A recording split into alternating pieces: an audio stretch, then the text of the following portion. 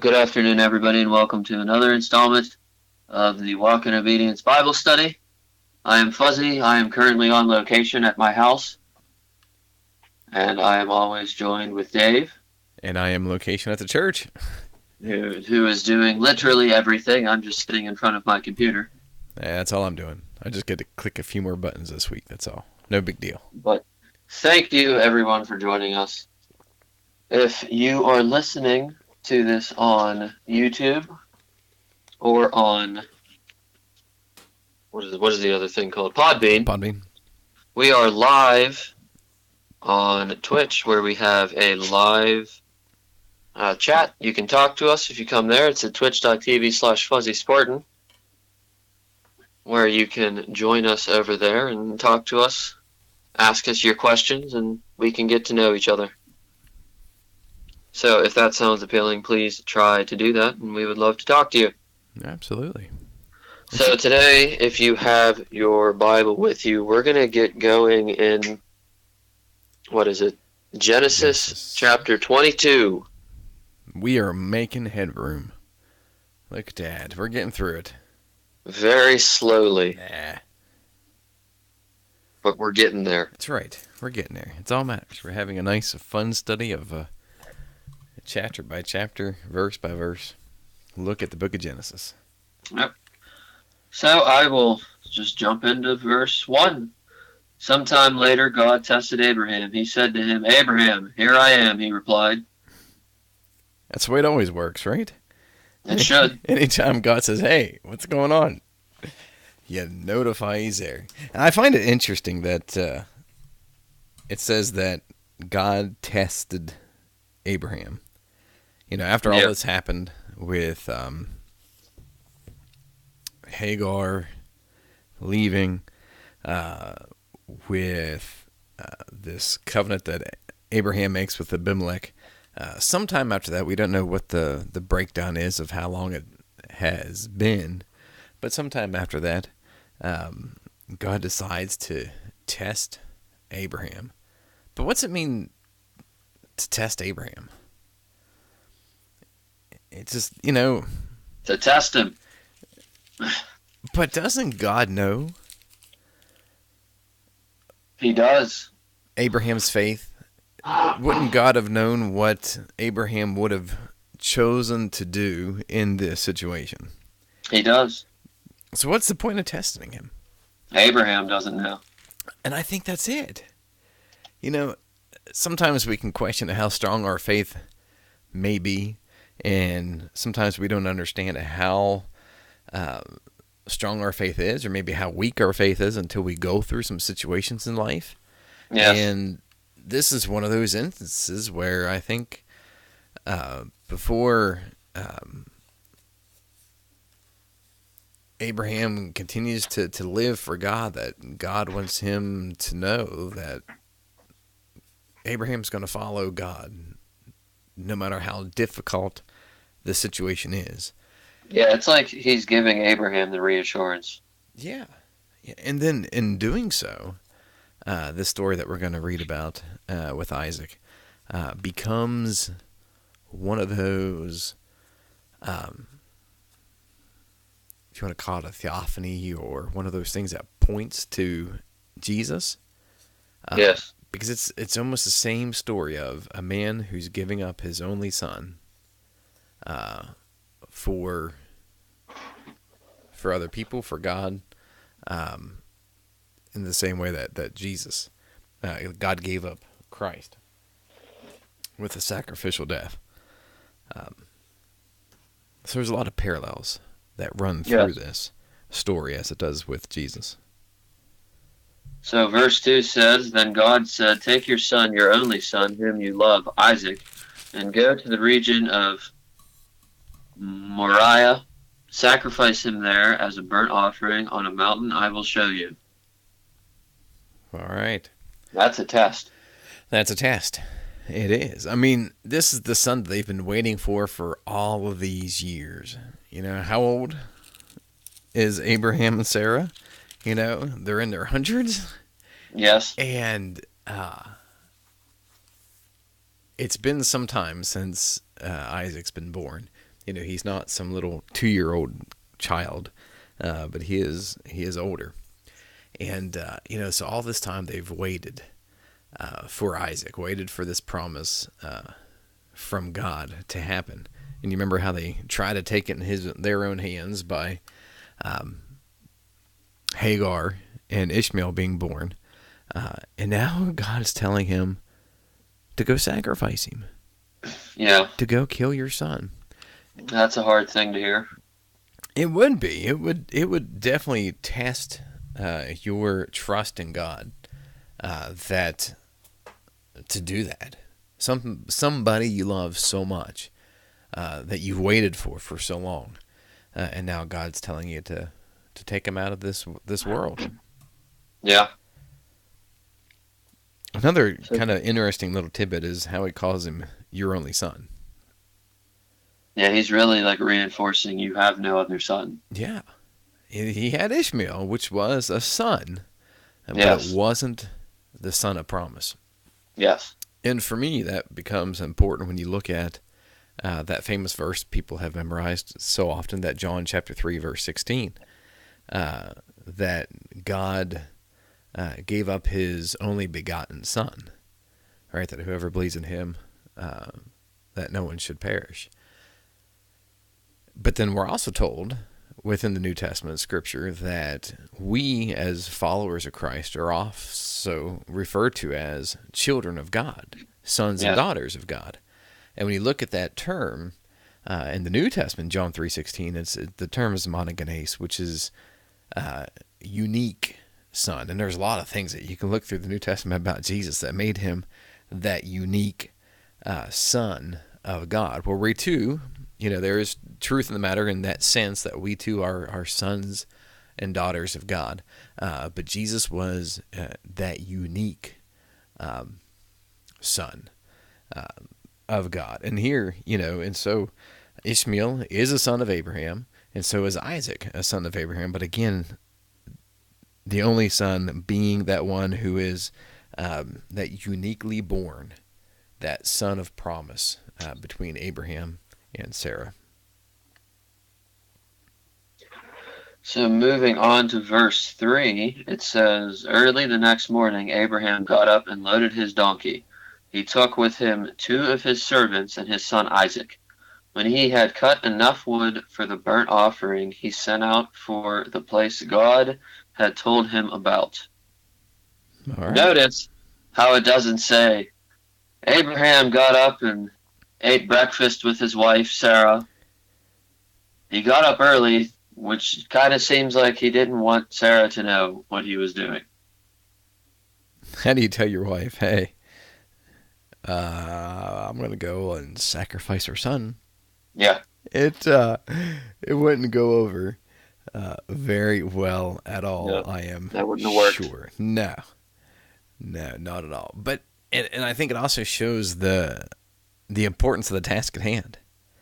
That God told Abraham there was a job to be done, and no matter how difficult that it was going to be, that he got up in the morning to do this.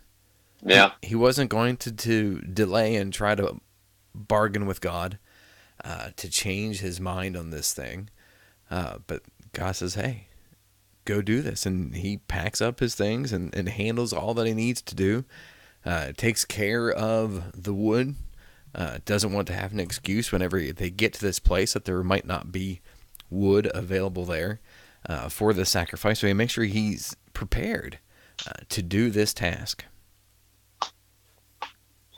And in verse 4, it says, "On the 3rd day Abraham looked up and saw the place in the distance." Now, what I thought was interesting when I read this was that they were gone for 3 days. Yeah. I'm assuming Sarah's used to this, since they're, they have like a city following them. I would imagine.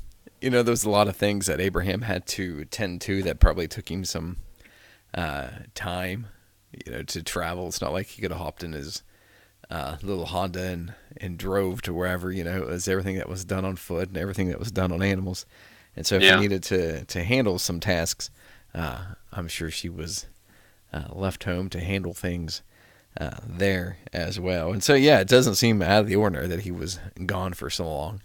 But Yeah. again, it wasn't just something easy to be done. It took this time of preparing, took this time of traveling this great distance. And a lot of times, we gripe and complain when we say, oh, what, we got to get up and go do Bible study, or, and, Yeah. and you look at Abraham and go kill your son and go travel this great distance to do this.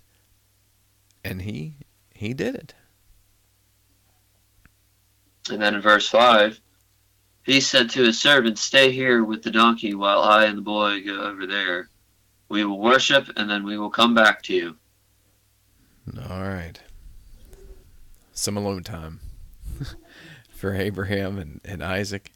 And didn't want his servants to have to come be there. Their job was to help get them to where they were going, to help bring the items with them. And who knows, they may intervene. Yeah. What's wrong with Abraham? He's gone crazy. Yeah. Not to allow this to happen, but he leaves them behind. They don't need to come up, and they don't need to be a part of this.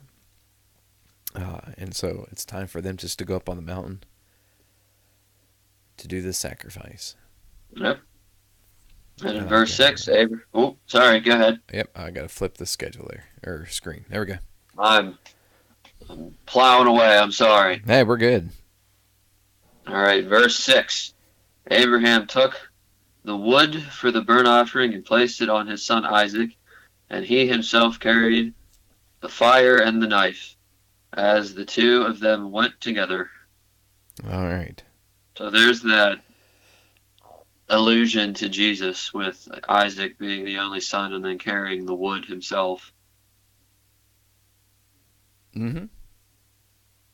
He took the items of death, right? Yes. Just like Jerry just says Jesus carried the cross. That item of death that he's going to be killed on. One little thing that really kind of jumps out at me at the end of verse 5, right before here in verse 6, of what Abraham says to his servants, that they're going to go up. We're going to go up yonder, my translation says, and to worship, and we will come back to you. Who's the we? Now, I wonder if he said that because he didn't want to let on what he was doing to them.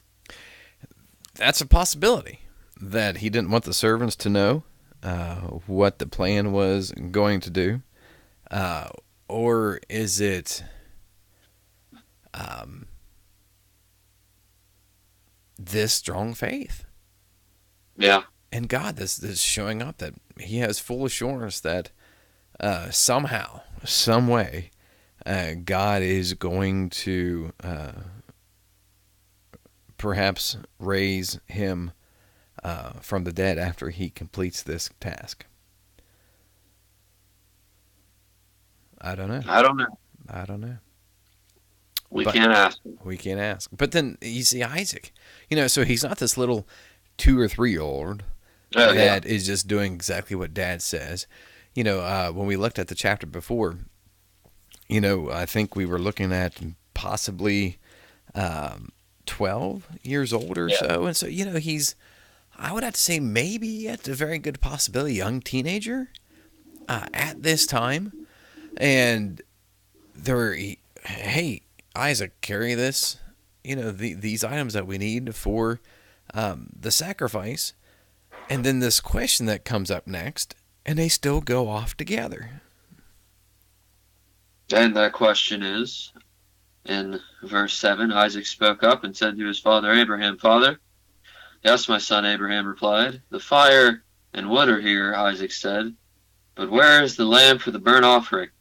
All right. That's a logical question. It is. And again, a young 2-3-year-old baby probably not going to come up with those kind of questions. This is Yeah. somebody who's been observant, who knows what's happening, that this is the time for sacrifice, this is the items we need for sacrifice, but we're missing something. And so Isaac says, "Hey, Dad. Yeah, son, what's up? We've got this stuff, but what about the lamb? Are you forgetting the lamb? Shouldn't we have brought the lamb?" And just trying to remind him that we're missing some things. We're traveling all this way for the sacrifice, but where is the item that we are sacrificing? And Abraham says in verse 8, Abraham answered, God himself will provide the lamb for the burnt offering, my son. And the two of them went on together. All right. And I wonder at this point if Abraham is giving his last few minutes of attention to Isaac and telling him how much he loves him. And, I don't know what this conversation would be like, but he says God's going to provide. However, God would provide it. Again, you see some faith here coming out in Abraham that God's going to take care of the lamb for the sacrifice. And they go up together to this place on Moriah. In some capacity, Abraham knows that God will provide something. Mm-hmm. Mm-hmm. Because he knows, I'm sure Abraham is thinking to himself, like, God has never asked for a human sacrifice. Right. Up to this point. I don't think he ever has either at all, but that's just me. No, it's out of the character of God for human sacrifice, and I think that's why he had gave his own son, so he wouldn't have to sacrifice any of his creation, but really just part of himself, showing how much he loves us. That's what I was leading into when I said I don't think he's ever asked for a human sacrifice, because whenever Jesus died on the cross, God was sacrificing himself. Yeah, absolutely. So he never has asked for a human sacrifice.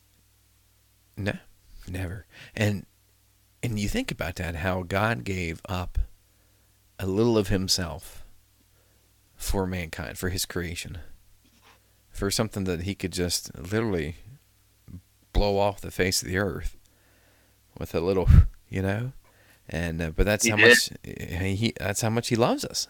Yeah. So verse 9, moving on,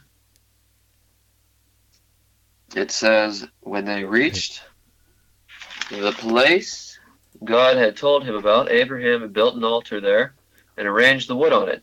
He bound his son Isaac and laid him on the altar on top of the wood. All right. So at this point, there is no question. They built the altar, and again, it's to some specification. At this point, we don't have a whole lot of detail of how the patriarchal fathers, Noah, Abraham, go back all the way to Adam, how they knew sacrifice and how to do it. But there was a certain way for these things to be done, for Abraham to build this altar, to place the wood in order. It wasn't that just pile it up like we're having a bonfire. There was a certain way to do this. And of course, when we get into the Mosaic Law, we see those things really kind of listed out of how these things were to be done in a certain way. But now he binds Isaac. Does he hog tie him? What's he do to bind him up? I don't know. But at this point, there's no question in Isaac's mind anymore of who that lamb is going to be or where it is. He's it. And could he fight his dad? Absolutely. But he doesn't. Yeah, it shows the trust that he has in his father. Man, I don't know. That would be tough. It also shows the trust Abraham has in his father. Yeah. Yeah, a lot of faith throughout this one chapter where it almost seems like, these people are delusional. for allowing this to happen, for going through it, but really just showing us faith in each other, faith in God, that God isn't going to ask us to do anything that would be immoral, something that would be wrong, but all just so they would understand that God is the one who provides, and that God is the one to have that faith and trust into.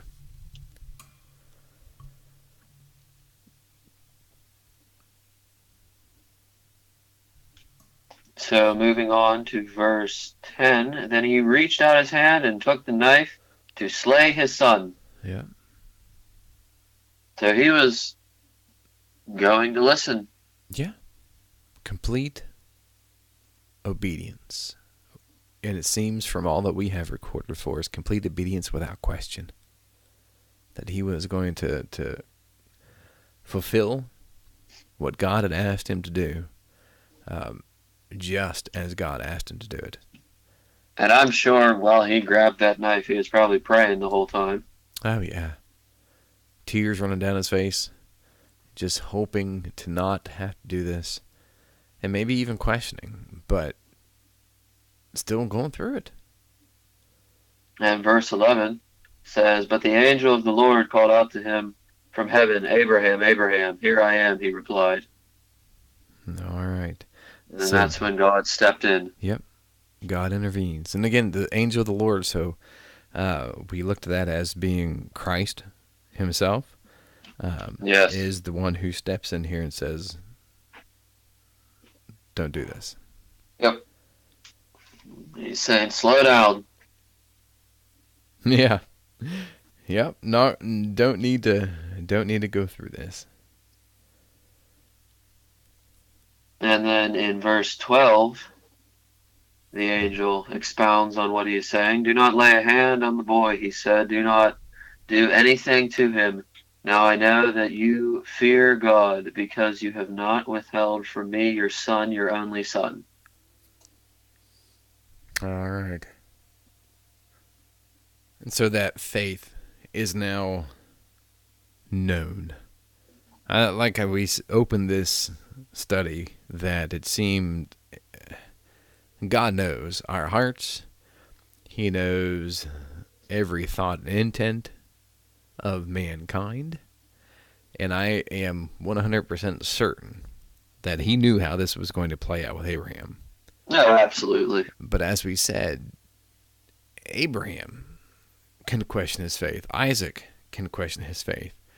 And now, because of the lengths that they went to obey God, they know that they have complete trust and this obedient fear to God, that they're going to do exactly what God asked them to do.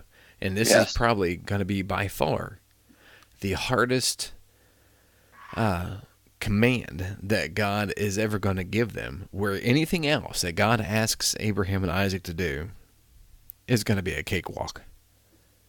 Oh, yeah. You know, when you compare it to offering your son, or compare it to dying for God, anything else would just pale in comparison. And really, just to try to tie in a little bit of a New Testament into it, that's what Jesus asks of his disciples, is that we take up our cross, deny who we are, take up our cross and follow after him, the cross being that symbol of death. To be people who are prepared for death to be his followers. And if we're prepared for death to be his followers, there's nothing in this life that is going to be so difficult that we can't endure it if we are people who are prepared to die for God. A little bit of persecution, a little bit of troubled days isn't going to mean anything. That's right. When we're ready to die for him. And I think this helps Abraham and Isaac in that way, that they know they can trust in God. In verse 13 it says, Abraham looked up, and there in a thicket he saw a ram caught by its horns. He went over and took the ram and sacrificed it as a burnt offering instead of his son. All right. So, like Abraham said to Isaac prior, God Absolutely. will supply a sacrifice. And he did. And he did. They were to go up there to sacrifice. They didn't have the lamb with them, and behold, God provides, and there is an animal there to be sacrificed. Moving on to 14. So Abraham called that place the Lord will provide, and to this day it is said, on the mountain of the Lord it will be provided. All right. Now I wonder if that ram was there when they're building this altar and Abraham is binding up Isaac and putting him on this altar and to begin the whole sacrifice. If that ram was there and they just didn't notice it because of the, I don't know, trepidation of what's happening, you know? Yeah, Kind of like whenever, what was it, Mary, right, in the New Testament? That Jesus is there right with her after he had resurrected, and she doesn't even recognize him. That she supposes that he is just one of these farmers that are by. And it isn't until after he leaves her presence that she realizes that that was the Lord. And, yeah, because she's so upset about what had happened. And so I kind of wonder if that's what it is, or this is, God truly intervening just at this main immediate moment and having this ram appear there, or making this ram just at that moment being stuck in these bushes as he's running. But in the way, at the end of the day, it's just God provided the yeah, in some sacrifice. capacity. Mm-hmm. Absolutely. So I'm going to read the whole paragraph in the next one since there doesn't seem to be a very good stopping point Okay. to talk. Wait, 15 through 18? Yeah. Okay. All right. The angel of the Lord called to Abraham from heaven a second time and said, I swear by myself, declares the Lord, that because you have done this and have not withheld your son, your only son, I will surely bless you and make your descendants as numerous as the stars in the sky and as the sand on the seashore. Your descendants will take possession of the cities of their enemies, and through your offspring all nations on earth will be blessed because you have obeyed me. All right. Do you want? I don't know how far your paragraph goes. Do you? Oh, I don't That, have. that's where it ends. Okay, I don't have another picture for 19 anyhow. Um, and here we have just another. I don't know, a announcement, I guess I want to say, of the blessing that God promised at the very beginning when He called Abraham. Yeah. When He called him out of Ur of Chaldees, you remember, it was the same idea that you go to a land that I will show you. I will bless you. Your descendants are going to be like the sands of the sea, the stars in the sky. There's going to be so many of them that you're not going to be able to even count them. That your family is going to be so large. And he's been blessed already, without a doubt, with a large following of family with him now. But I don't believe that through this, that is exactly what God is meaning when he's talking about descendants.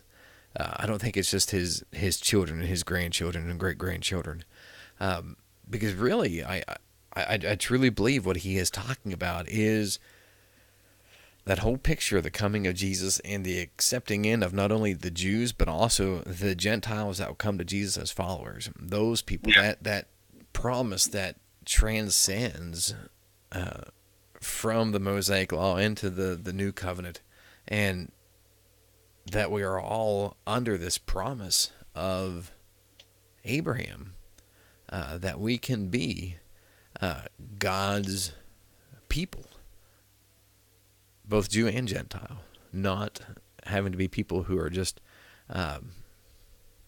Jews coming to him under the Mosaic law. But that original covenant, the Abrahamic covenant, is greater than that.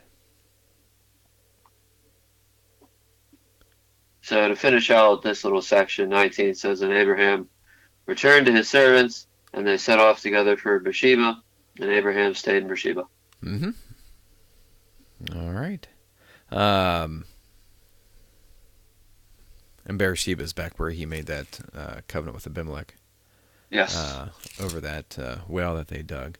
And really, to finish up chapter 22, there's not a whole lot else in there. It's just a quick little byword, if you will, of the family of Rebekah.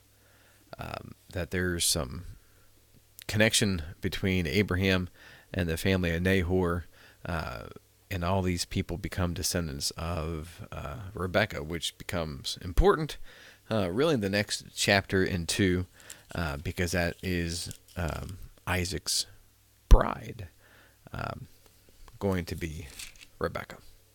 Yes. So, I think that's a good place to stop.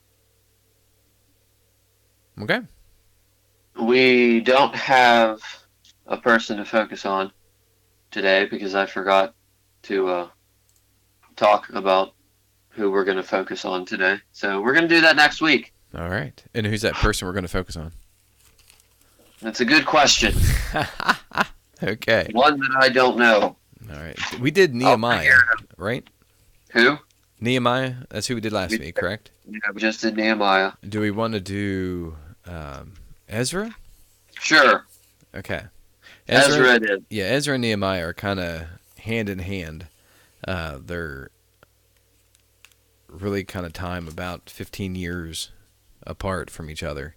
Actually, Ezra, his time being a scribe was a little before Nehemiah that we already talked about, but the same kind of idea about. I'm sorry, Zed. Building, but I'm slacking. Things have been crazy busy.